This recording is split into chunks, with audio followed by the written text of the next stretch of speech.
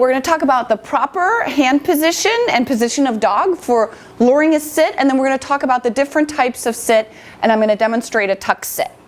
So this is Power, and my food is in my right hand, and the ideal positioning for the sit is for me to raise the cookie slightly up above his head, and when he sits, I'm going to click and treat. Okay? So let me do that again. The cookie's at the nose, and I raise it slightly. If I raise it too high, he's going to jump. And if I raise it not enough, he's going to stand, which is not what I want. So I just raise slightly, and he sits. And that's when I click and treat. Okay? And if you notice a foot is coming up, like he's bringing a foot up, you can focus on those two front feet and try to click before the foot comes up, and then click when the feet don't come up. Okay? And that way you can avoid the paws coming up. It's natural for dogs to want to paw at your hand when you have food in your hand. And so that's a very common thing, that they'll bring a foot up when the bum comes down. So I'm just waiting for him to have his bum down and the feet touching the his front feet touching the ground. Okay, so now we're going to talk about the tuck sit.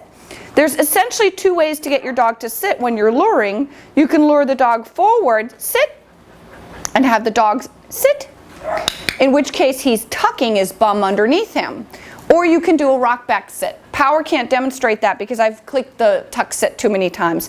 Sit, but you see that he actually comes forward when he sits. His front feet stay in position or even moved forward a little bit. Okay, that time.